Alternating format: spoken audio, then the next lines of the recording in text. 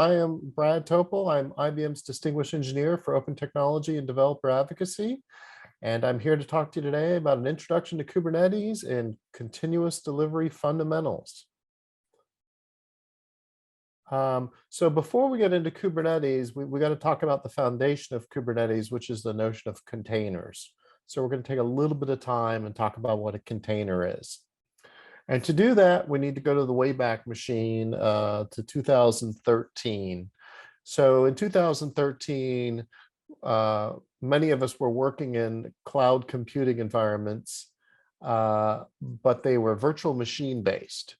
And so we all were excited that we had all these virtual machines and we'd get our virtual machines up and running in different clouds. And we thought life was pretty good.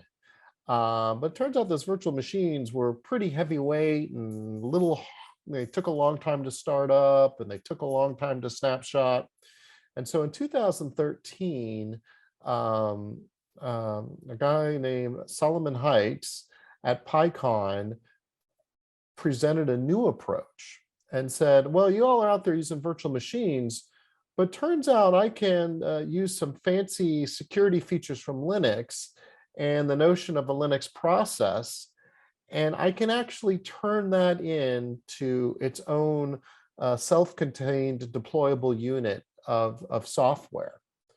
So what I can do is I take that Linux process and I'm going to use the Linux features to give it its own file system, give it its own resources that are isolated from other processes, give it some guaranteed limits for CPU and memory, and I'll use some fancy techniques to package up the libraries that process needs. And I'll now have something that I can basically deploy and start and snapshot just like your VMs, but it's just a process. So when a VM takes 5 minutes to start up, the process in the container takes about 2 seconds to start up. And so Solomon demoed this at PyCon. It was incredible. It was very exciting to see. And he called it containers, and he was going to make it available as what was open source called Docker. And so you can see this in the picture over here, what the containers look like. There's the process. It's got its code. It's got its libraries. It's got its own little file system. It's isolated from the other processes. And these things can be started and snapshotted just like mini virtual machines. And turns out these are much more efficient than running virtual machines. And you can see that in the illustration here. So on a typical server, you might get, say, 3 virtual machines. Each one's got an application running, and then it's got a virtualized Linux kernel. And so your application's making system calls through the virtualized Linux kernel, which then go down to the real actual Linux kernel. And that's a lot of heavyweightness to it. On the right, you can see the containers where there's the application and all of them are isolated from each other, but there's no virtualized Linux kernel. There's just the real Linux kernel, and all the different containers share the real Linux kernel. So instead of having a full virtual machine and all the storage and all the operating system associated with it, these containers are a lot smaller. They start up a lot faster. They're a lot faster to make a snapshot of because you can just snapshot the little changes that are there. And this became sort of the new standard. There's this new concept called containers, but we needed a way to provision those in a cloud environment. And that's where Kubernetes comes into play. It is an enterprise level container orchestration. It's going to allow you to provision, manage, scale these containers across a cluster. It's also going to manage the resources you need. So it's going to manage your networks, your volumes, your secrets. And it provides what we call a declarative model. The beauty of Kubernetes is you just declare what is the desired state you want. And it's Kubernetes' job to achieve that state and to continue to run and try and achieve the state that you want.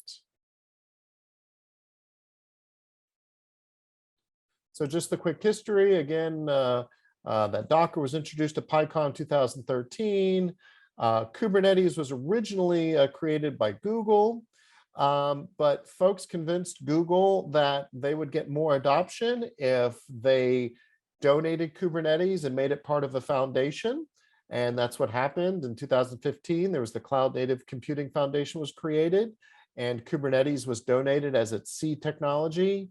And the CNCF has grown to over 400 companies, and it has 26 open source projects, probably even more than that now, that are part of the Kubernetes ecosystem. So a lot of great stuff going on when you take an open source project and put a foundation behind it and give it a level playing field and open governance. So if we look at the Kubernetes architecture, again, it's going to run containers across a cluster. So you have the main Kubernetes server, and then you have a lot of worker nodes. And you can access the main Kubernetes server using a user interface or command line interface called kubectl, or it's got a REST API. And what happens is you interact with the Kubernetes master, and it works with the cluster worker nodes to decide where to run your container. Now, in Kubernetes, the smallest unit is not a container. The smallest unit is what's called a pod, which can hold one or more containers. And this is because the people that created Kubernetes realize that sometimes there are containers that need to be provisioned together. They need to be instantiated together. So making the smallest deployable unit something that could hold one or more containers is what the Kubernetes folks came up with. And so that smallest unit that is manageable is called a pod. And in a pod, we can put multiple containers and they can share volume storage. And applications that are these containers that run in the same pod, they share an IP address and port space. They share the same host name, and they can communicate with each other using native interprocess communication, and they can share mounted storage. In contrast, if you put application containers in different pods, they're going to have different IP addresses, different host names, and they really act as if they're running on different servers. So when you design your pods and figure out which containers to put in them, you have to ask yourself, well, will these containers run correctly if they land on different machines?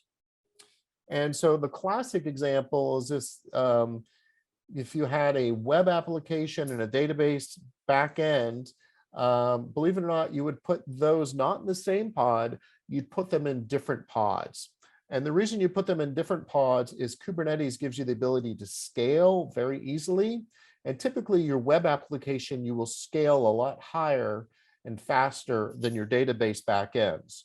And so that's the reason why you put them in different pods. So if we look at what Kubernetes provides us, it's going to allow us to create pods, list pods, delete pods.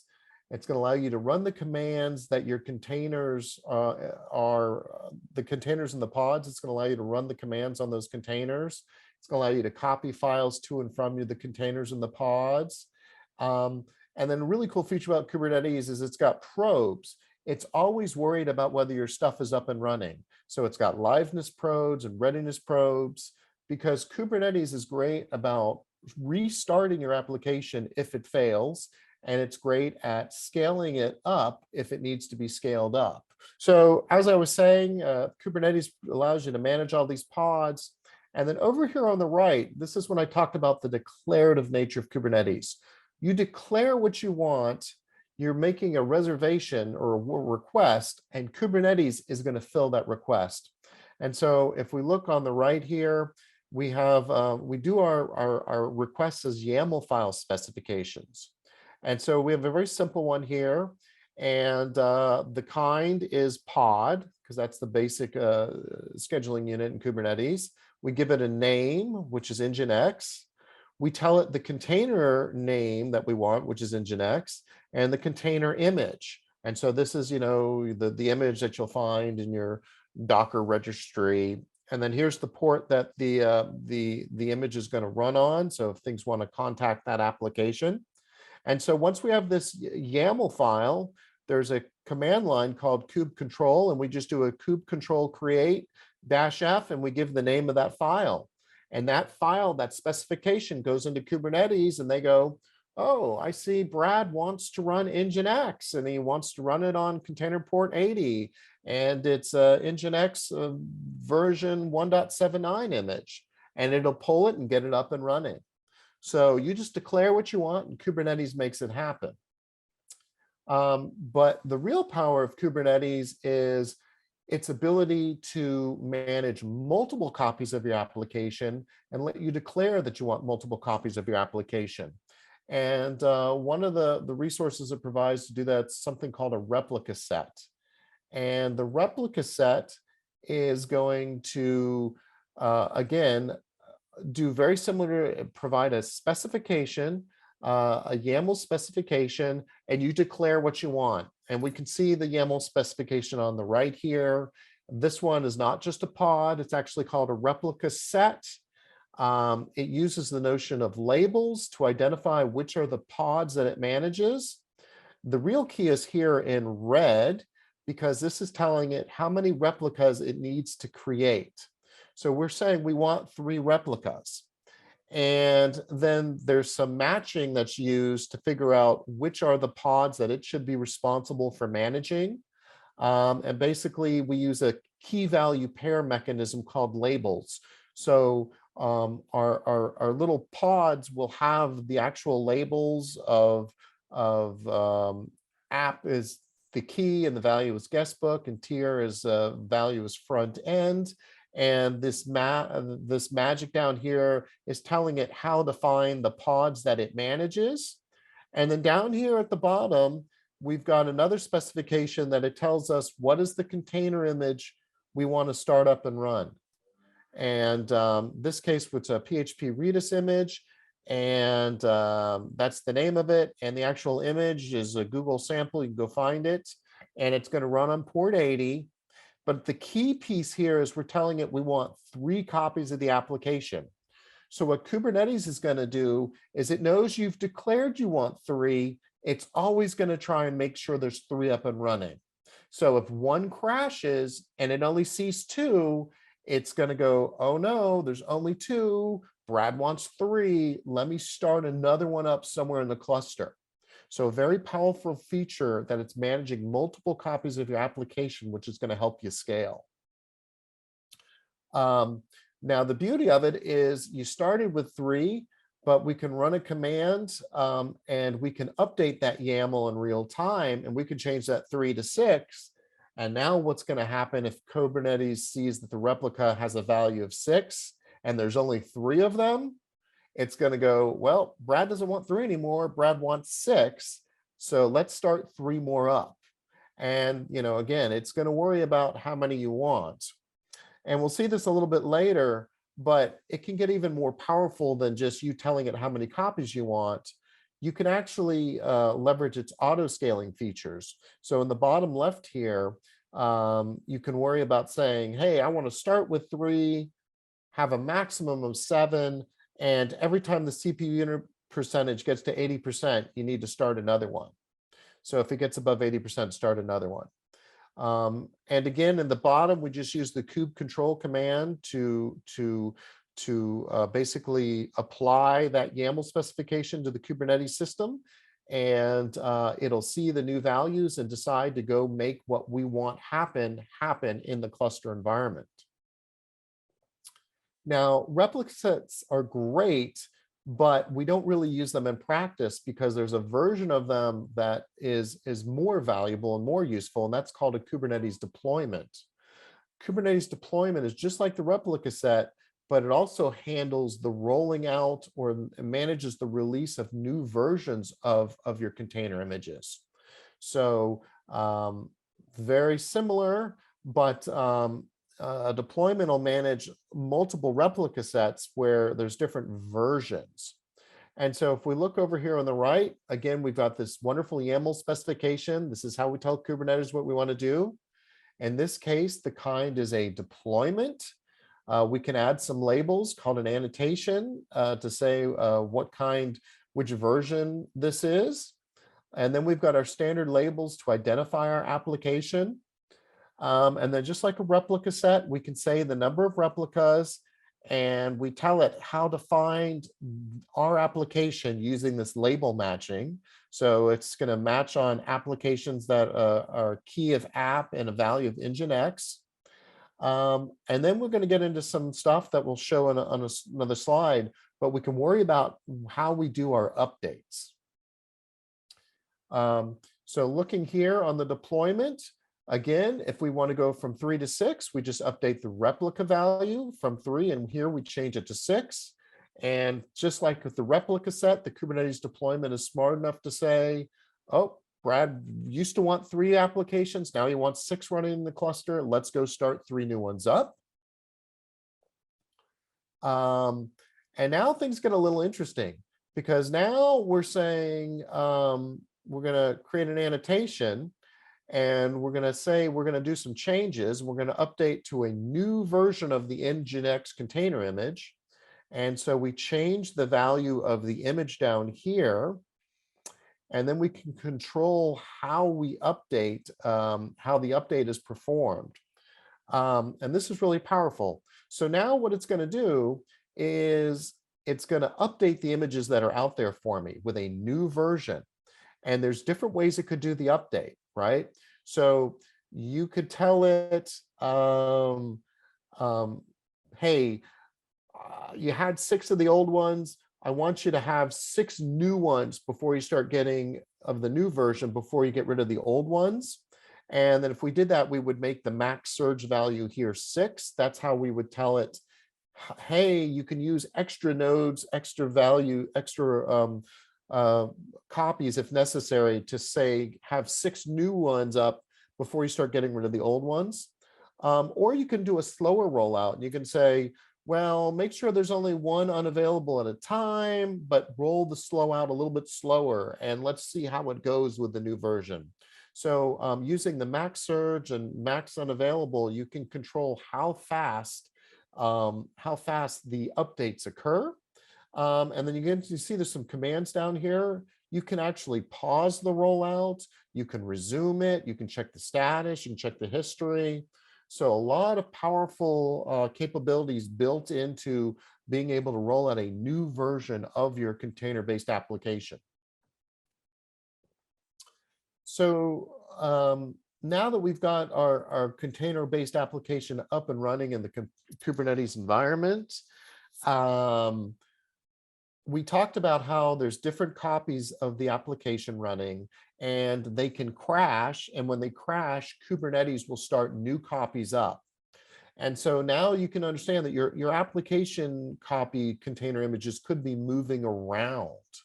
And how do we find those copies and load balance across them? A standard load balancer won't work, because they really don't understand the concept of these container images in the pods, these pods being crashing and restarting in different places. But that's okay, because Kubernetes provides what's called a service object, which is essentially a load balancer that's smart enough to understand that those pods that you got up and running might crash and might get restarted other places. And so this load balancer, this Kubernetes service object, it's assigned a virtual IP called a cluster IP. And that IP address you can actually use in your real load balancers. And so they can contact the Kubernetes service object, and the Kubernetes service object will then load balance across all your copies of your applications that are running in pods. And there's readiness checks built in, so that service object won't try and route traffic to one of the pods that have crashed. And so over here on the right, we can just see there's some simple commands to start a deployment up with, say, 3 replicas. And then we can create a service object for that deployment of 3 replicas. which serves content on port 80. So that's where it's going to, that's where you contact it. And then it connects to the containers all running on, say, port 8000. And there's very simple commands using kube control that you can use to set up that service object that will then load balance across those service objects. One of the key values early on with Kubernetes that separated it from previous cloud computing environments is it had auto scaling built in. So imagine you're on pager duty, your application's up and running, and let's take the first simple case. You had 6 replicas, but a couple of them crash, and so things are going to start slowing down, right? So in the old cloud infrastructures, you'd get a page and you'd have to manually go run some runbooks and go start the new versions of your application, right, to get up to the level you needed so that you could handle the load. Well, the beauty of Kubernetes is it does those restarts for you, so it handles failures. But also, if the load gets too heavy, Kubernetes also does auto scaling for you. So now you're not going to get paged out if the load goes way up and you didn't have enough copies running either. So there's different types of auto scaling, but one of the more popular ones here is the horizontal pod autoscaler. And over here on the right are some simple commands. We're going to get an application up and running with 3 copies. We expose them through a service object. So we've got a service object for those 3 copies. And then we can start doing auto scale. So now we're going to do an auto scale for the deployment.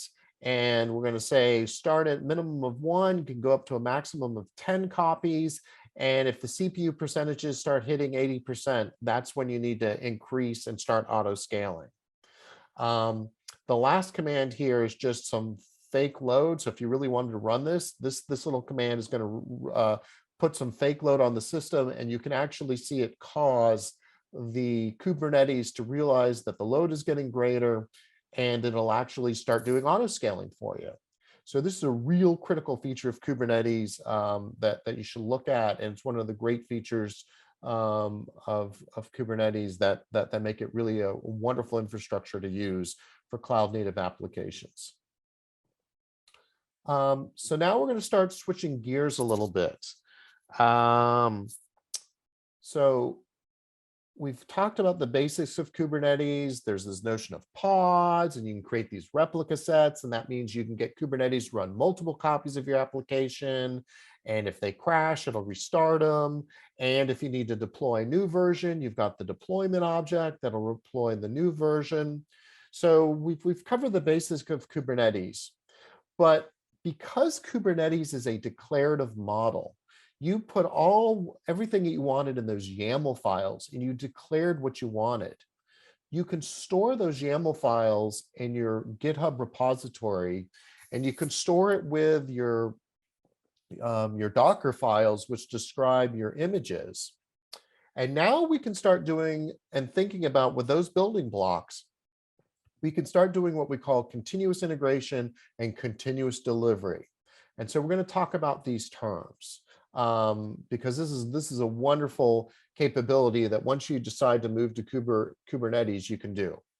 So continuous integration is the concept of you're going to make some changes to the application. So you're going to push some changes to your application in the GitHub repository. And what's going to happen is when those changes occur, there's going to be some mechanism to automatically kick off creating a build of your application, maybe running some unit tests to make sure everything's okay. And then after that, it'll generate a new container image that will then be stored in a registry.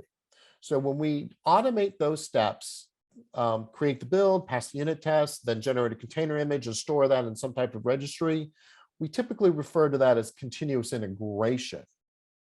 Now, if we go the next step further, which is once that container image is stored in a registry, and now we want to release it as part of a Kubernetes application in a pod and do that automated deployment, that's the part that's called continuous delivery, right? And that's when you look, the image looks good, the tests were passed, and you decide to click the button and say, go ahead and deploy the application to the Kubernetes cluster. Now, the next step after continuous delivery is continuous deployment, where we actually do fully automated. Now there's not a human in the middle deciding when to kick off. You actually, if you go to continuous deployment, you're actually trusting everything to work, trusting that if all the tests pass, it's okay to automatically deploy. So those are the three stages of continuous integration, continuous delivery, and then continuous deployment. So if we want to embrace continuous delivery, what are the basics? Well, one, we want to do small batch changes. We should make small little changes to that application in the GitHub repository. And those small little changes will then go through unit test and then build into an image. So everything's automated, but keeping the changes small will help us to if something breaks, figure out what breaks. The next thing is we want to source control all the things. So we don't source control just the application, but we're also source controlling those Kubernetes YAML files and the Docker files. So now we've got a history of all the changes, not only to the changes to how we deploy the configuration deployments, and not only changes to the actual Docker file and the application. Everything's in source control. We can see all the changes. And because things run as containers, we have basically developer access to production-like environments.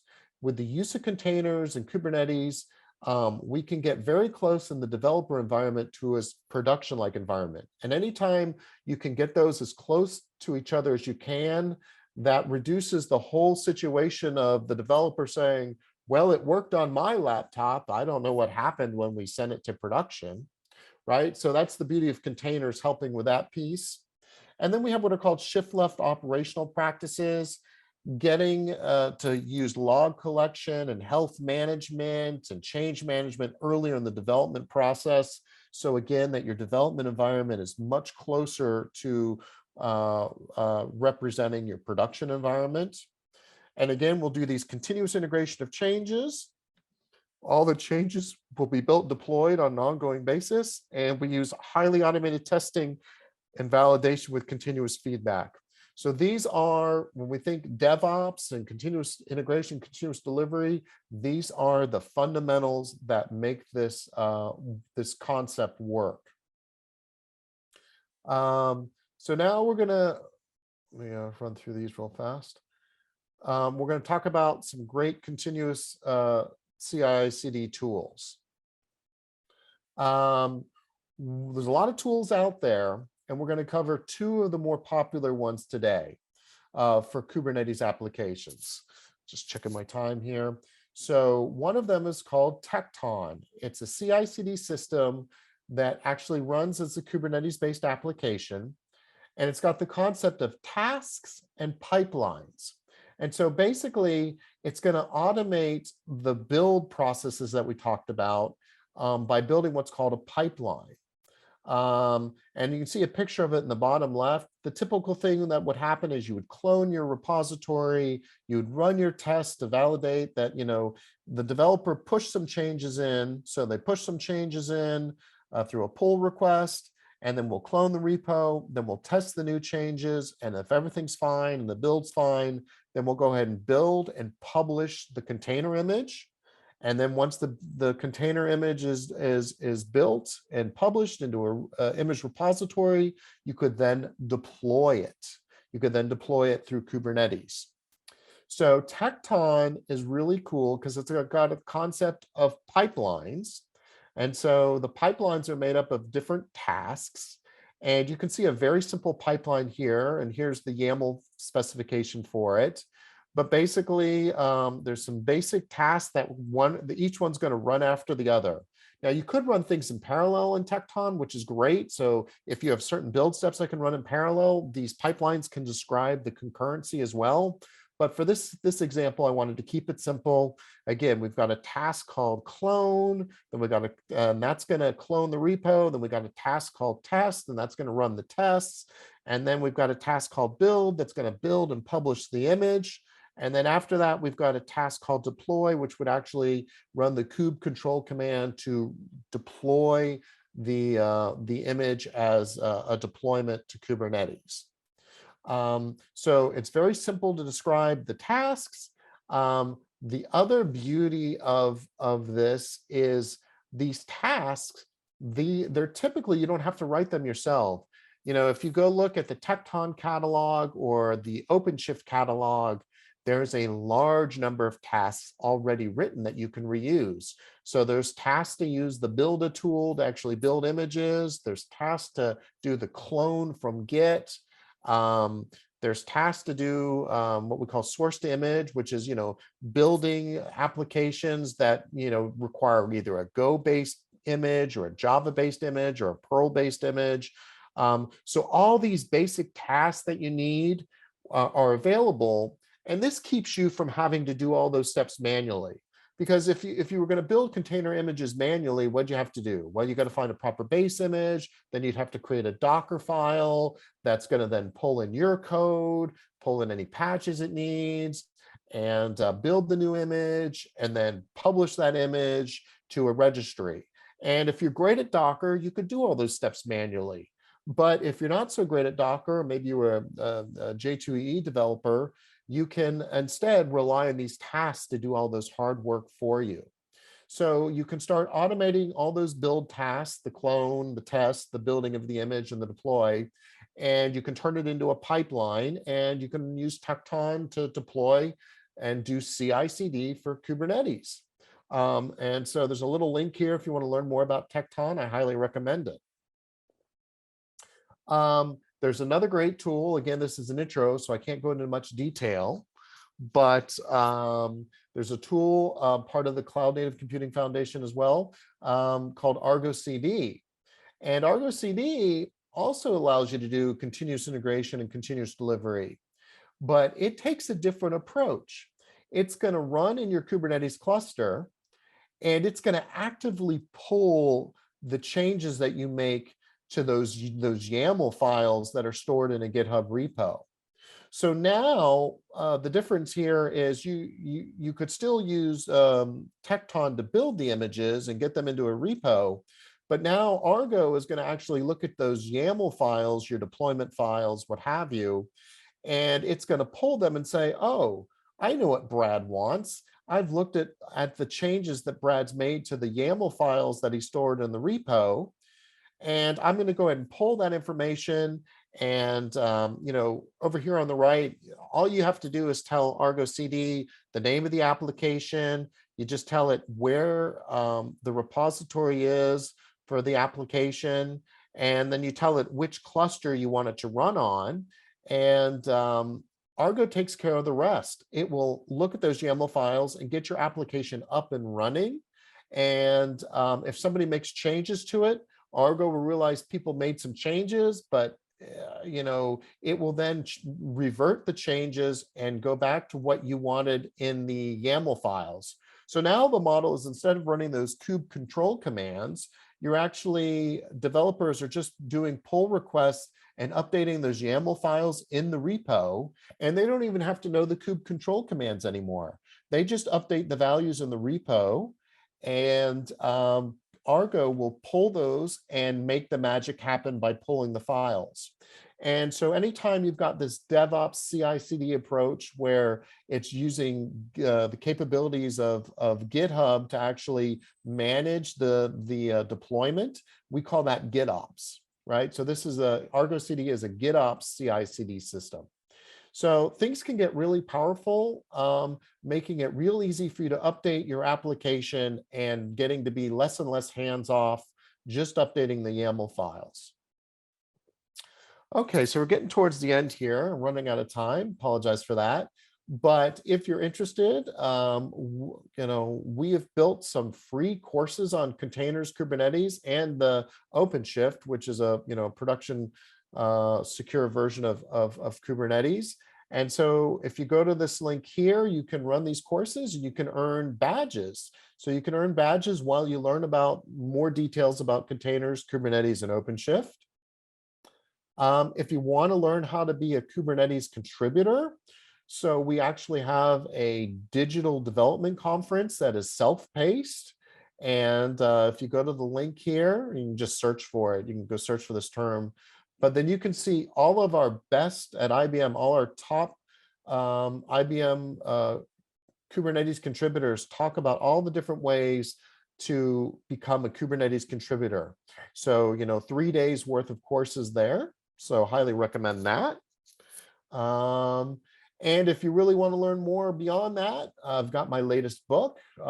It is about Kubernetes and OpenShift. And shows you how to do the basics, and then shows you how to run in production and how to build highly available applications that'll run across multi-clusters. So, if you feel free to get the book, there's a link here at the bottom if you want to get the book. And so I'm going to go quickly through the summary. Again, Kubernetes has become the de facto standard for management of containers and orchestrating containers. And we've talked about its declarative model, its auto-scaling. We've talked about its health check support. And there's some links here that if you want to give Kubernetes a try, you're more than welcome. And so I'm going to say thank you at this point. And we've been lucky towards the second half of this, that it's run for so long. And maybe we have time for a question or two. Yes, Brad, we have a few questions. Okay. One thing that was asked is, could we put some of the links inside the chat? But guys, please keep in mind that these slides will be emailed to you shortly after these sessions conclude. Yeah, we're going to make sure you get the whole deck. So you'll be able to get them all if that makes sense. The other thing is you can always contact me. So there's my email at the bottom. And if for some reason you had trouble getting the deck or you needed a specific link, I can send you the deck through that as well. Okay. We have another question. It says, as far as I understand, Kubernetes seems to be very similar to Docker Swarm. What distinguishes those two solutions? That is a fantastic question. That's a fantastic question.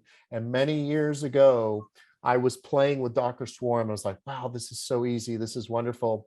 And an IBM fellow came into my office at the time. His name was Jason McGee, and he was one of the people making decisions on where IBM Cloud would go. And I said, Jason, are you going to go with Docker Swarm or are you going to go with Kubernetes? And he said, Kubernetes. And this was way back in like 2015. I said, wow, it seems so much more complicated to get up and running. And what Jason told me was, Brad, the networking. What was really different between Docker Swarm and Kubernetes was the networking model. The model of your containers run in a pod, and that pod shares an IP address, and those different containers in the pod share an IP address. Turns out that networking model makes life really wonderful. And that's one of the key differentiators between Docker Swarm and Kubernetes. Was that was one of the early differentiators. That networking model made it so much simpler for you to run your application because you had those virtual IP addresses that made your life so much easier. So that was one of the basic things. The other thing is that Kubernetes has really grown into this huge ecosystem at the Cloud Native Computing Foundation. So much is built on its declarative model that it's really sort of the de facto standard that you'll see running on all the clouds, whether it's Amazon, Azure, Google Cloud, IBM Cloud, on-premise, everywhere you're going to see, because Kubernetes became the de facto, open source, had governance and had a level playing field with the foundation, it kind of became more of the de facto standard than Docker Swarm. Great question, though. Awesome. The next question we have is, which test suite, test framework can be used with Kubernetes? Can you describe a little bit more on this part? There are a couple different test suites that they use. I think it depends on the project. I'm trying to remember the exact name of them, but there are just some nice Go-based test suites that, depending on the project, there are a few different choices. But when you go pick which part of Kubernetes that you're interested in, you'll see the different Go suites that are used. Okay. And our last question is, so are Tecton and Argo CICD two different ways of doing the same thing, or do they work together? Which is better fleshed out? Which is more beginner friendly? So beginner friendly is going to be more the Tecton. So The key to understand is with Tecton, you can do full CI/CD as a beginner. You don't even need to think about Argo CD. You can do everything you want in Tecton. You can do your builds, build the image, and then you can even do some steps to deploy. What's nice about Argo CD is it's a pull-based model. So at the end of Tecton, you're doing a push of the application using kube control commands, and then you've got to set up the authentication, the authorization, so that your tooling can then run those commands. And that's a little bit annoying and a little bit kind of painful to set up. But with Argo CD, you don't have to do that because it's not going to require you to run those kube control commands to push things. It's going to go inspect the YAML files and actually then do a deploy. So it's going to do a pull-based approach instead of a push-based approach. Now, when you get really advanced, what you'll see is you'll probably want to combine the two. You'll want Tecton for doing all those building steps where you get to the point to where you build and push the image into the repository.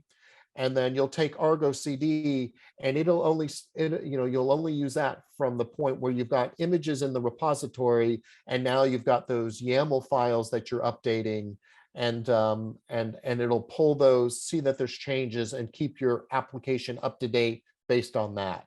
So the long term where you'll get to when you get advanced is you'll probably use both tools, but for beginners, I would start with just the Tecton.